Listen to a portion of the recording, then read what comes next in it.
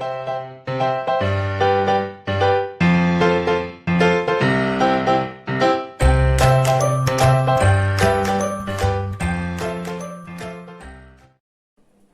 विद्यार्थी मित्रांनो, संजीवनी क्लासेस लोणारे मध्ये आपल्या सर्वांचं खूप खूप स्वागत। तुम्ही जर आमचे या आधीचे व्हिडिओज बघितलेले नसतील तर ते नक्की बघा आणि तुम्हाला जर ते आवडले तर लाईक करा, शेअर करा आणि सबस्क्राईब करा। आणि ज्यांनी आतापर्यंत आमच्या चॅनलला सबस्क्राईब केलेलं आहे त्यांचे खूप खूप धन्यवाद। चला तर मग आपण बघतो आहोत M2 चा फर्स्ट चॅप्टर सिमिलॅरिटीचा प्रॉब्लेम सेट 1। प्रॉब्लेम सेट 1 मधला 9th सम ने आज आपण सुरुवात करणार आहोत। पाहूया आपण 9th सम काय दिलेलं आहे। त्याने टेक्स्टबुक मध्ये तुम्हाला ही फिगर दिलेली आहे। Triangle PQR, in triangle PQR set PM is a median. Triangle PQR मध्ये सेगमेंट PM ही मेडियन दिली आहे। Angle bisector of angle PMQ and angle PMR intersect side PQ and side PR in points X and Y respectively। Angle bisector दिले त्यांनी PMQ म्हणजे median मुळे PM या median मुळे दोन ट्रायंगल्स तयार झाले, बरोबर। त्याच्यापैकी एका ट्रायंगलचा PMQ हा जो अँगल आहे या PMQ चा MX हा आहे अँगल बायसेक्टर, म्हणजे हा अँगल बायसेक्टर साइड PQ ला X मध्ये इंटरसेक्ट करतोय। दुसरा ट्रायंगल जो आहे PMR त्याचा PMR हा अँगल आहे, या अँगलचा MY हा अँगल बायसेक्टर आहे। हा अँगल बायसेक्टर PR या साइडला Y पॉइंट मध्ये इंटरसेक्ट करतोय।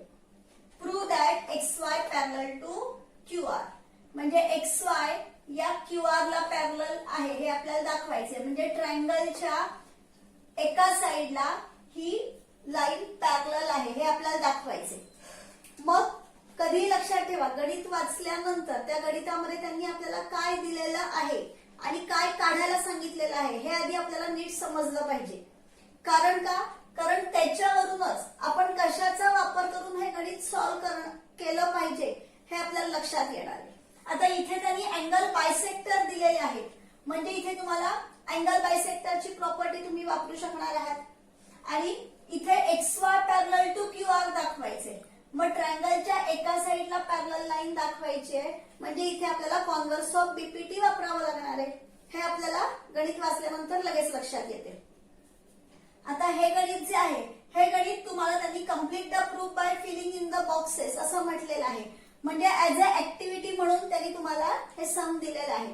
नेहमी लक्षात ठेवा, टेक्स्टबुक मधली कोणतीही ऍक्टिव्हिटी असेल तरी त्या ऍक्टिव्हिटीचा अभ्यास करत असताना म्हणजे ते सम सॉल्व्ह करत असताना ऍक्टिव्हिटी दिलेली नसेल तरी सुद्धा आपल्याला ते सम सॉल्व्ह करता येईल का यासाठी प्रयत्न करायचा आहे। कारण असं काही गरजेचं नाहीये की टेक्स्टबुक मध्ये ऍक्टिव्हिटी दिली आहे म्हणजे तुम्हाला एक्झाम मध्ये पण त्या ऍक्टिव्हिटी सारखंच सम येईल असं अजिबात गरजेचं नाहीये।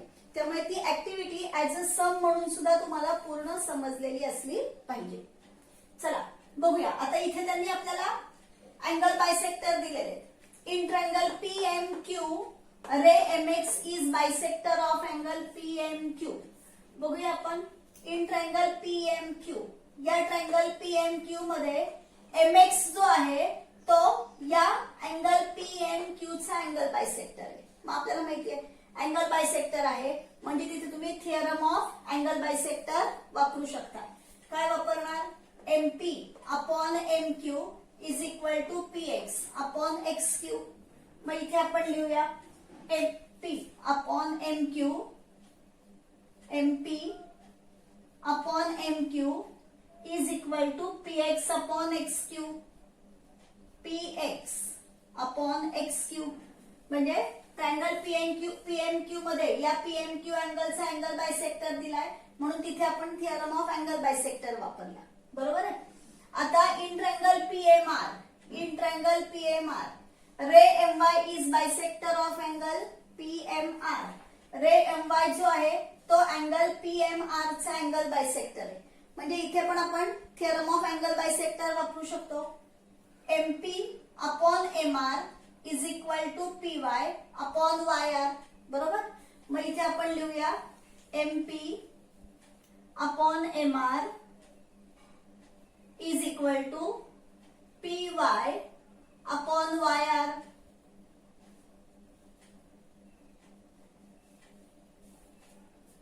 इथे पण आपण अँगल बायसेक्टरचा थिअरम वापरला. MP upon M R is equal to P Y upon Y R. आता त्यांनी काय दिले बघा, एमपी अपॉन एम क्यू म्हणजे MP upon M Q is equal to MP upon M R. MP upon M R म्हणजे हे जे दोन रेशोज तुम्ही लिहिलेले आहेत, ज्याला त्यांनी फर्स्ट आणि सेकंड असे नंबर दिलेले आहेत, त्या दोन्हीचा लेफ्ट हँड साइडचे जे रेशोज आहेत ते रेशोज त्यांनी इक्वल घेतलेले आहेत. आता कसे हे रेशोज इक्वल येऊ शकतात, तर बघा दोघांचं न्यूमरेटर मध्ये एमपी आणि एमपी म्हणजे कॉमन सेगमेंट आलेला आहे, बरोबर. त्यांच्या डिनॉमिनेटर मध्ये एमक्यू आणि एमआर आलेला आहे, एमक्यू आणि एमआर. पण त्यांनी इथे आपल्याला दिलंय पीएम इज अ मेडियन. कधीही ट्रायंगल मध्ये मेडियन दिलेला असेल तर लगेच लक्षात आलं पाहिजे की त्या मेडियनचा एक पॉइंट म्हणजे ट्रायंगलचा व्हर्टेक्स असतो आणि दुसरा पॉइंट म्हणजे त्या साइडचा मिड पॉइंट असतो. हे मेडियन म्हटल्यानंतर आपल्याला लगेच आठवणं गरजेचं आहे. मग हा एम मिड पॉइंट आहे क्यू आरचा, म्हणजेच एमक्यू आणि एमआर हे दोन्ही इक्वल येणार. म्हणजे यांच्या न्यूमरेटर मध्ये एमपी आणि एमपी दोघांचं सेगमेंट सेम आहे आणि एमक्यू आणि एमआर तुम्हाला नावं जरी ती वेगवेगळी दिसत असली तरी एम हा क्यू आरचा मिड पॉइंट असल्यामुळे एमक्यू आणि एमआर हे दोन्ही इक्वल आहेत. म्हणजेच हे दोन्ही रेशो इक्वल आले. रिझन दिलंय बघा, M is the mid point of Q R, hence excuse me, hence MQ is equal to MR. मग आता दोन रेशोज इक्वल आले. मग लक्षात ठेवा दोघांचे हे दोन्ही लेफ्ट हँड साइडचे रेशो इक्वल आले. याचाच अर्थ हे दोन्ही राईट हँड साइडचे जे रेशोज आहेत हे रेशोज सुद्धा इक्वलच येणार. म्हणजे इथे येणार P X upon X Q is equal to P Y upon Y R. हे रेशोज त्यांनी इथे दिलेले आहेत, बरोबर. P X upon X Q is equal to P Y upon Y R. आता हे आपल्या फिगर मध्ये कुठे आहेत ते आपण बघूया. P X upon X Q is equal to P Y upon Y R. म्हणजे बघा हा जो पी क्यू आर ट्रायंगल आहे त्या ट्रायंगलच्या पी क्यू आणि पी आर या ज्या दोन साइड्स आहेत या दोन साइड्स मधचे रेशो जे आहेत एक्स वाय या लाईनमुळे तयार झालेले साइडचे जे दोन पार्ट्स आहेत त्यांचे रेशोज इथे तुम्हाला इक्वल मिळालेले आहेत. P X upon X Q is equal to P Y upon Y R. आणि आपल्याला माहितीये की जर का एखाद्या लाईनने इंटरसेक्ट केल्यामुळे त्या साइडच्या ट्रायंगलच्या साइडचे दोन साइडचे जे रेशोज आहेत हे दोन रेशोज जर इक्वल येत असतील तर कॉन्व्हर्स ऑफ बेसिक प्रपोर्शनॅलिटी थिअरमने ती लाईन जी असते ती लाईन त्या ट्रायंगलच्या रिमेनिंग थर्ड साइडला पॅरलल असते. म्हणून इथे येणार X Y parallel to Q R, X Y parallel to Q R, converse of basic proportionality theorem. येते लक्षात. ऍज अ ऍक्टिव्हिटी म्हणून आपण इथे लिहिलेलं आहे. पण लक्षात ठेवा तुम्ही ऍक्टिव्हिटी सारखं न लिहिता इथे जे गिवन आणि टू प्रूव्ह आहे त्याच्यावरून सुद्धा हे सम सॉल्व्ह करायची प्रॅक्टिस करायची आहे. चला तर मग आता बघूया आपण नेक्स्ट सम. 10th समची फिगर बघा. त्यांनी आपल्याला दिलंय in figure bisector of angle B and angle C of triangle ABC intersect each other in point X. Line AX intersects side BC in point Y. AB is equal to 5, AC is equal to 4, BC is equal to 6. Then find AX upon XY. म्हणजे आपल्याला AX upon XY हा ratio काढायचा आहे.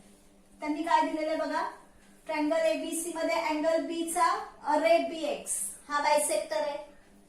जर तुम्ही ACY हा triangle घेतला तर या ट्रायंगल मध्ये या अँगल ACY चा रे CX हा अँगल बायसेक्टर आहे. लगेच आपल्याला लक्षात आलं पाहिजे की अँगल बायसेक्टर इथे दिलेला आहे म्हणजे आपल्याला अँगल बायसेक्टरची प्रॉपर्टी आपण इथे वापरू शकतो, बरोबर. आता इथे त्यांनी आणखीन आपल्याला काय दिलेलं आहे, AB is equal to 5. AB ची लेंथ दिलेली आहे त्यांनी आपल्याला 5. AC is equal to 4. AC ची लेंथ दिलेली आहे 4 आणि BC पूर्ण BC ची लेंथ त्यांनी आपल्याला दिलेली आहे 6 आणि आपल्याला AX अपॉन XY हा रेशो काढायचा आहे. आपण इथे अँगल बायसेक्टर प्रॉपर्टी वापरून सुरुवात करूया. In triangle ABY, in triangle ABY। Red BX है, red BX bisects angle ABY। Red BX bisects angle ABY। हे त्यांनी आपल्याला दिलेलं आहे सम मध्ये, बरोबर ना? म्हणून आपण इथे लिहूया given.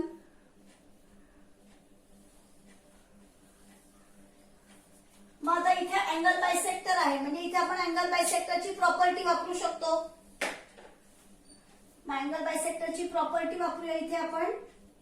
Therefore AB upon BY, angle बायसेक्टरची प्रॉपर्टी कशी येणार? AB upon BY is equal to AX upon XY। पुन्हा मी नेहमी सांगते की जर तुम्हाला फिगर कॉम्प्लिकेटेड वाटत असेल तर आपल्याला इथे जर का फक्त ट्रायंगल ABY याचा विचार करायचा आहे तर तुम्ही ट्रायंगल ABY इथे रफ मध्ये काढून बघू शकता। हा आहे ट्रायंगल ABY, त्याच्या अँगल B चा BX हा आहे अँगल बायसेक्टर। म्हणजे तुम्ही इथे अँगल बायसेक्टरची प्रॉपर्टी वापरू शकता। AB upon BY is equal to AX upon XY। म्हणून मी इथे लिहितेय AB upon BY, AB upon BY is equal to AX upon XY। न विसरता रिझन लिहायचं आहे आपल्याला इथे। Property of angle bisector of a triangle।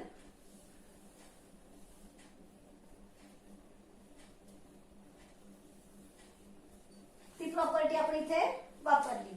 तसंच आता आपण दुसरा ट्रायंगल घेऊया। दुसरा ट्रायंगल कोणता आहे? ACY।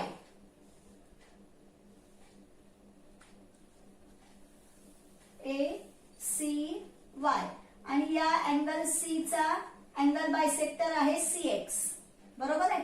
म्हणजे इथे तुमची अँगल बायसेक्टर प्रॉपर्टी येणार AC upon CY is equal to AX upon XY।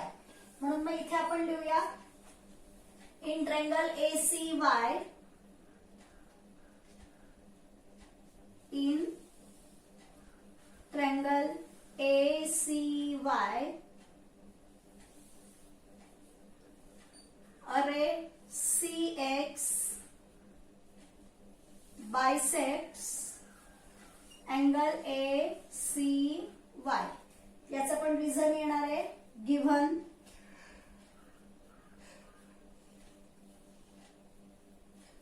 Therefore मग इथे अँगल बायसेक्टर प्रॉपर्टी नाही, इथे रेशो कसे येणार? AC अपॉन CY, किंवा इथे बघू शकता तुम्ही AC upon CY, AC upon CY is equal to AX upon XY, AX upon XY। याचा पण रिझन येईल property of angle bisector of a triangle. Property of angle bisector of अ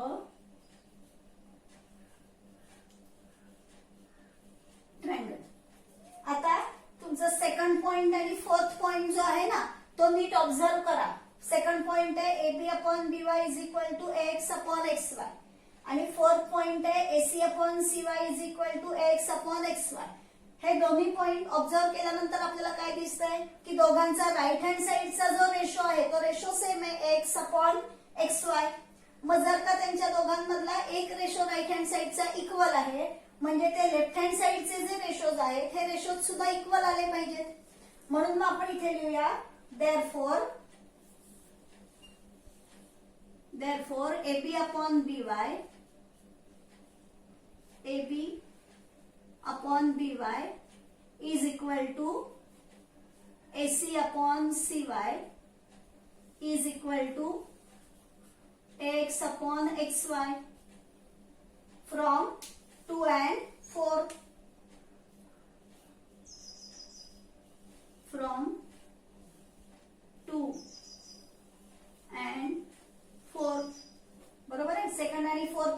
त्याच्यावरून आपण हे तिन्ही रेशोज इक्वल आहेत, हे रेशोज आपण इक्वल दाखवले. आता बघा आपल्याकडे एबी ची व्हॅल्यू आहे 5, एसी ची व्हॅल्यू आपल्याकडे आहे 4, बीवाय आणि सीवाय या दोघांची सेपरेट व्हॅल्यू नाही आपल्याकडे, पण बीवाय आणि सीवाय या दोघांची जर आपण ऍडिशन केली तर त्यांची ऍडिशन केल्यानंतर कोण मिळते, बीसी, आणि बीसी ची व्हॅल्यू आहे आपल्याकडे 6. म्हणजे आपल्याला त्याची जर ऍडिशन केली तर मग आपल्याला x/xy हा जो रेशो आहे ज्याची व्हॅल्यू त्यांनी काढायला सांगितली ती आपल्याला मिळेल. मग आता जर का आपल्याला याची ऍडिशन करायची असेल तर काय वापरावं लागेल, 9th स्टँडर्ड मध्ये आपण थिअरम ऑन इक्वल रेशोज शिकलो, तर त्या थिअरम ऑन इक्वल रेशोजचा इथे आपण वापर करूया. म्हणून मग इथे आपण लिहूया late AB upon BY is equal to AC upon CY is equal to K. हा आहे आपला 6 पॉइंट. हे जे दोन रेशो आहेत AB upon BY is equal to AC upon CY या दोघांसाठी आपण घेतला K. By the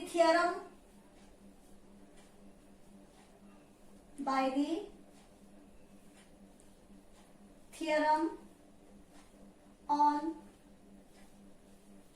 equal ratios. मग थिअरम ऑन इक्वल रेशोज काय आहे, त्याच्यामध्ये आपण जे न्यूमरेटर मध्ये आहेत त्यांची ऍडिशन न्यूमरेटर मध्ये केली आणि जे डिनॉमिनेटर मध्ये आहेत त्यांची ऍडिशन जरी डिनॉमिनेटर मध्ये केली तरी त्याची व्हॅल्यू जी के आहे ती के व्हॅल्यू चेंज होत नाही. म्हणून मग इथे आपण लिहूया AB plus AC upon BY plus CY is equal to K. Therefore, आता AB ची व्हॅल्यू आहे आपल्याकडे 5, AC ची व्हॅल्यू आपल्याकडे आहे 4 आणि BY plus CY is equal to काय येत आहे, BC is equal to K. इथे आपण रिझन लिहूया. Since AB is equal to 5, AC is equal to 4 and B dash Y dash C ज्या वेळेला असा बिटवीननेस असेल त्यावेळेलाच आपण त्यांची ऍडिशन करू शकतो, म्हणून तो बिटवीननेस आपण रिझन म्हणून लिहिला. आता त्या BC ची व्हॅल्यू आपण इथे लिहू शकतो.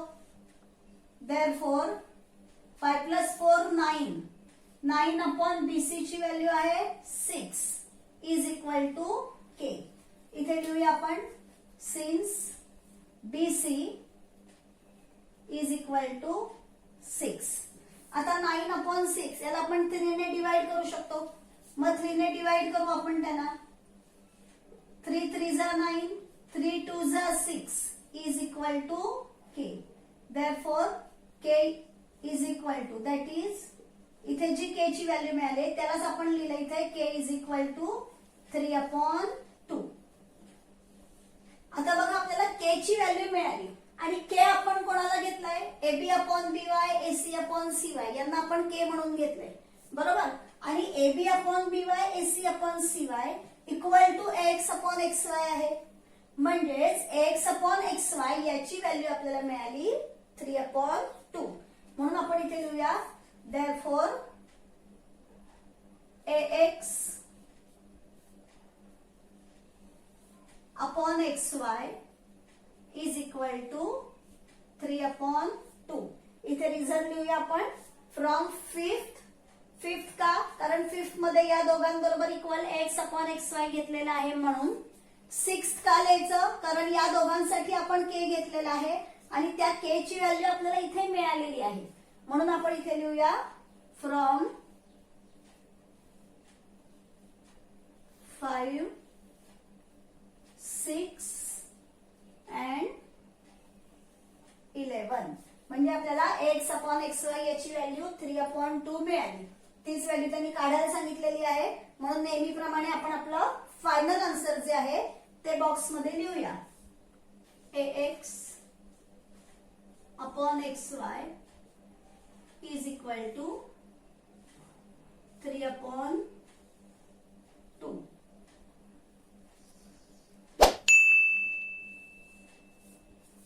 ठिकाणी हे सम आपलं कंप्लीट झालं. नेक्स्ट सम बघतोय आपण. In quadrilateral ABCD seg AD parallel to seg BC, diagonal AC and diagonal BD intersect each other in point P.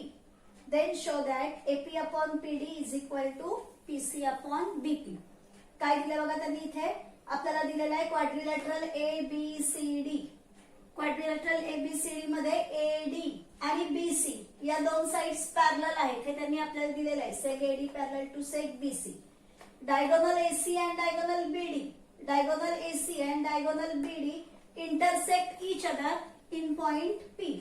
आणि आपल्याला प्रूव्ह करून दाखवायचं आहे AP upon PD, AP upon PD is equal to PC upon BP, PC upon BP. एकदम simple सम आहे बघा. आपल्याला ते प्रूव्ह करून दाखवायचंय म्हणून इथे आपण टू प्रूव्ह लिहूया.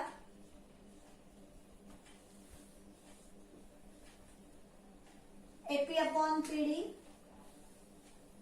AP upon PD is equal to PC upon BP. हे आपल्याला प्रूव्ह करून दाखवायला सांगितलेलं आहे. प्रूफ.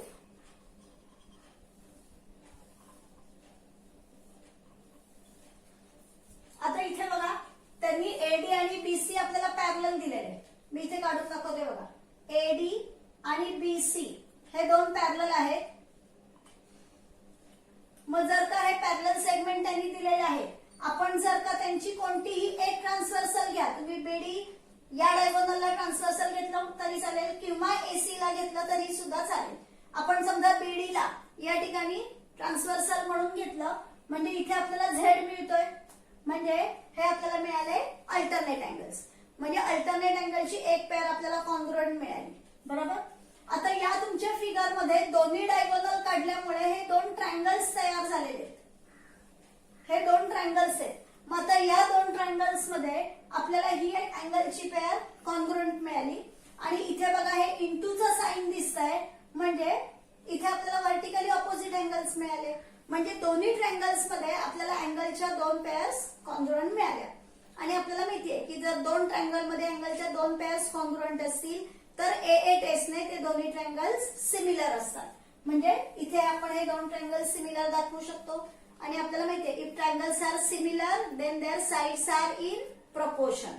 मग आता ट्रायंगल्स सिमिलर म्हणून त्यांच्या साइड्स जर प्रपोर्शन मध्ये आपण घेतल्या तर मग इथे काय येणार AP upon PC is equal to DP upon BP. म्हणजे इथे जे आपल्याला हवेत ना ते आपण या ठिकाणी मिळवू शकतो. आणि मग पुढे फक्त एक वेगळी स्टेप जी आहे जर तुम्हाला तुमच्या 9th स्टँडर्ड मधले सगळे रेशोज इन्व्हर्टेंडो, अल्टरनेंडो, कॉम्पोनेंडो, डिव्हिडेंडो हे सगळे जर लक्षात असतील तर तुम्ही त्या एका स्टेपने तुम्हाला जे हवं आहे ते प्रूव्ह करू शकता. बघूया तर मग आपण हे आता कसं लिहायचंय ते. इथे आपण लिहूया. प्रूफ लिहिताना नेहमी लक्षात ठेवायचं जे गिव्हन आहे त्याचा वापर सॉल्व्ह करण्यासाठी करायचा. आणि त्यांनी जे आपल्याला प्रूव्ह करून दाखवायला सांगितलेलं आहे ती तुमच्या प्रूफची सगळ्यात लास्ट स्टेप असली पाहिजे. मग आता इथे मी लिहिते seg AD parallel to seg BC हे त्यांनी आपल्याला दिलेलं आहे म्हणून आपण इथे लिहूया given seg AD parallel to seg BC. त्याची ट्रान्सव्हर्सल आपण घेऊया BD ला ट्रान्सव्हर्सल म्हणून घेऊया. मग इथे मी लिहिते सेग BD सेग BD is their transversal.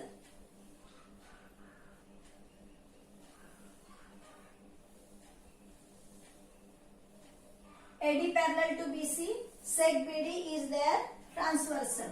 म्हणजे इथे आपल्याला मिळतील alternate angles. Angle ADB, angle ADB is congruent to angle CBD. CBD इथे आपण रिझन लिहूया अल्टरनेट अँगल्स.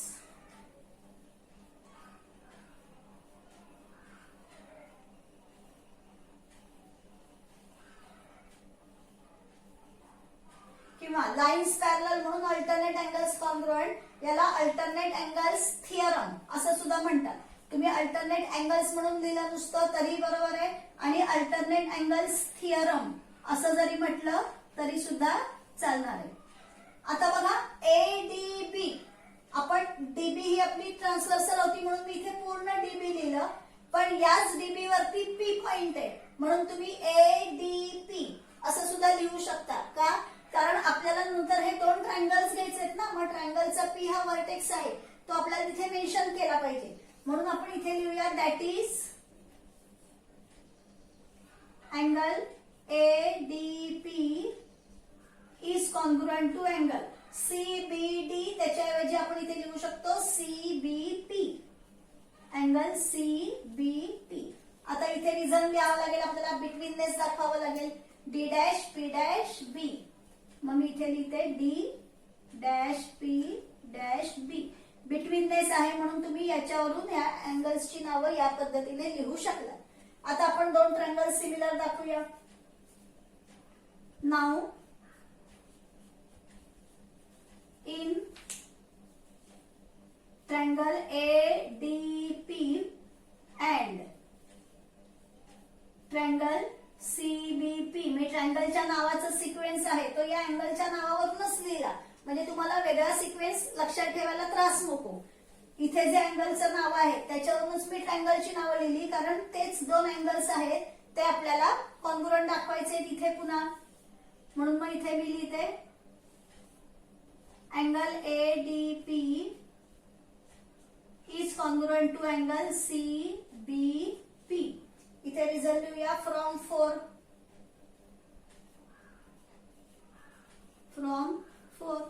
आता आपल्याला अँगलची अजून एक पेअर कॉन्ग्रुएंट दाखवायची आहे, म्हणजे AA टेस्टनी ट्रायंगल सिमिलर येतील, बरोबर. मग आता आपल्याकडे P व्हर्टेक्स आहे, मग P व्हर्टेक्स जवळ आपल्याला व्हर्टिकली ऑपोजिट अँगल्स मिळत आहेत, म्हणजे तुम्हाला ट्रायंगलच्या नावाचा सिक्वेन्स कसा घ्यावा लागेल, सॉरी अँगलच्या नावाचा APD is congruent to CPB. Therefore sorry इथे देअरफॉर नाही येणार आहे, angle APD is congruent to angle CPB. याचा रिझल्ट द्यावा लागेल vertically opposite angles CPB. P point जवळ आपल्याला व्हर्टिकली ऑपोजिट अँगल्स मिळतात.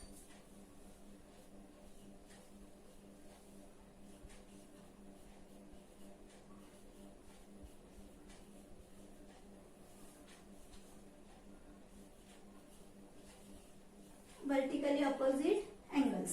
मग आता इथे आपण अँगलच्या दोन पेअर्स कॉन्ग्रुएंट दाखवल्या, म्हणजे AA टेस्टनी दोन्ही ट्रायंगल्स सिमिलर आले, म्हणून मग आपण इथे लिहूया देअरफॉर ट्रायंगल, काय ट्रायंगलचं नाव आहे आपलं ADP is similar to triangle CBP by AA taste.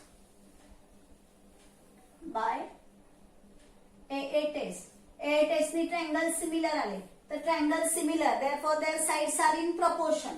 मग आता साइडच्या तीन पेअर्स आहेत, पण आपल्याला तिन्ही पेअर्स नकोय, इथे ज्या आपल्याला पेअर्स हवे आहेत त्यांच्यावरूनच आपण तिथे फक्त पेअर घेऊया. AP हवंय बघा, म्हणजे इथे काय येणार AP अपॉन CP. मग मी इथे लिहिते therefore AP upon CP is equal to, आपल्याला PD पण हवंय बरोबर. मग इथून जर आपल्याला PD हवं असेल तर इथून आपल्याला घ्यावं लागणार PB, बरोबर. म्हणजे इथे येणार PD अपॉन PB. इथे रिझन येणार corresponding sides of similar triangles, corresponding sides of similar triangles. AP upon CP is equal to PD upon PB, बरोबर. पण आता बघा इथे हे जे दोन रेशोज आहेत याच्यामध्ये CP आणि PD या दोघांची जागा आपण एक्सचेंज करू शकतो, म्हणजे PD ला इथे आणता येतं आणि CP ला आपण तिकडे नेऊ शकतो. त्याला म्हणायचं आहे अल्टरनेंडो. म्हणजे इथे आपण लिहूया therefore AP upon PD is equal to, मी सीपी ला फक्त पीसी लिहिते का, कारण मला इथे पीसी हवा आहे म्हणून, अपॉन पीबी ला मी लिहिते बीपी. फक्त कोणाची जागा आपण एक्सचेंज केली आहे, पीडी आणि सीपी. पीडी ला आपण इथे आणलंय आणि सीपी जे आहे ते त्या दुसऱ्या रेशोच्या न्यूमरेटर मध्ये गेले. इथे जी आपण वापरली आहे त्याला काय म्हणतात, बाय अल्टरनेंडो. म्हणून मग मी इथे लिहिते बाय अल्टरनेंडो.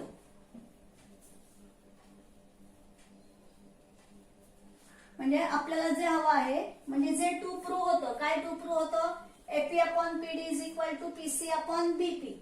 आपल्याला मिळालं AP upon PD is equal to PC upon BP. म्हणजे आपलं प्रूफ या ठिकाणी कम्प्लीट झालं. येते लक्षात.